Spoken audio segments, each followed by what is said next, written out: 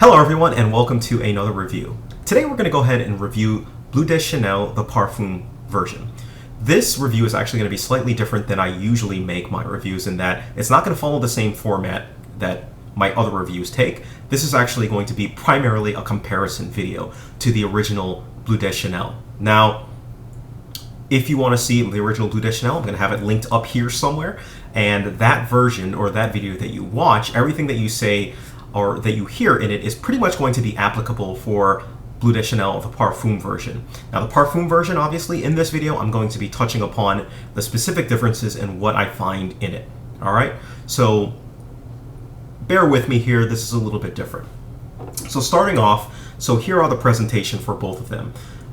Very similar, as you can see. Bleu de Chanel, this is my original bottle. This is the Eau de Toilette, and this is the Parfum version. The bottles themselves have the exact same design. The only difference is the Parfum version has Eau de Parfum on the front of it. That's the only difference between the two. They both have the same magnetic cap that just pops on and off. Everything about it is the same, exact same bottle, Eau de Parfum. Now, I actually got this bottle. This was a gift from my girlfriend, Becky, and she purchased it at a duty-free store in, what was it? Istanbul. I believe it was Istanbul right before she took off. But yeah, she got it there, and that's where this comes from. So, same bottle, same presentation, same everything. So let's go ahead and describe, as you could say, what the difference is between the two.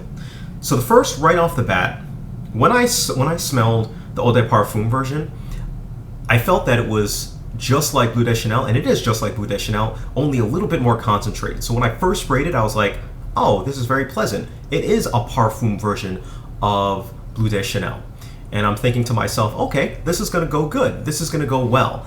This is going to, be stronger on my skin.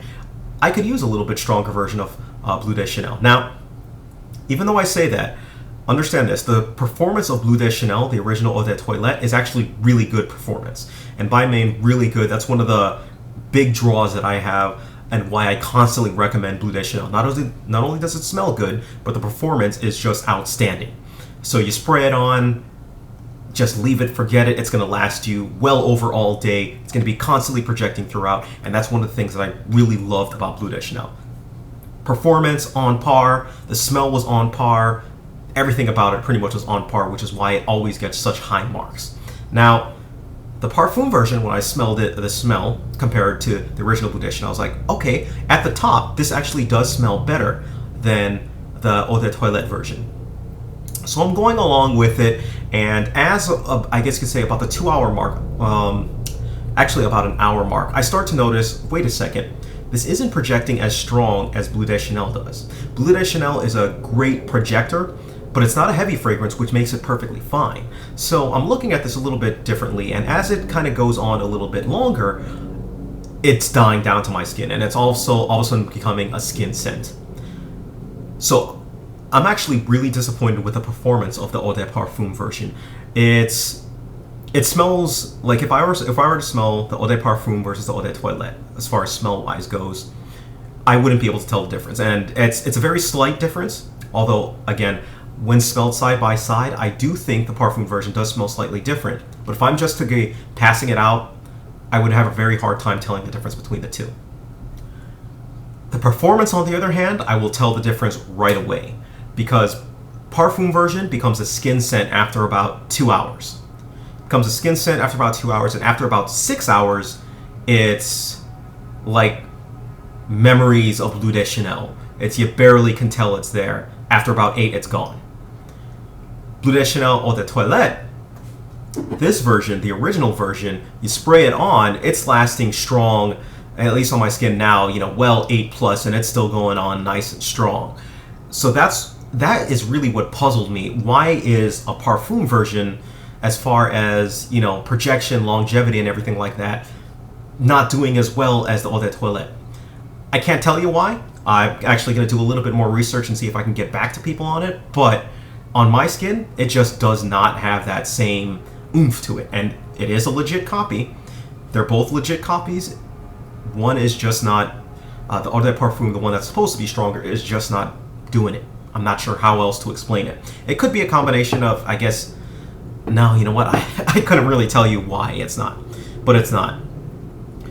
So telling everyone out there who's looking for, if they should purchase Eau de Parfum, first of all, if you have the EDT version, do not go and buy the EDP version unless you just want to collect it. There's really no point. You're getting a weaker version of, Bleu de Chanel. I would just say if you want more Bleu de Chanel, just buy another bottle.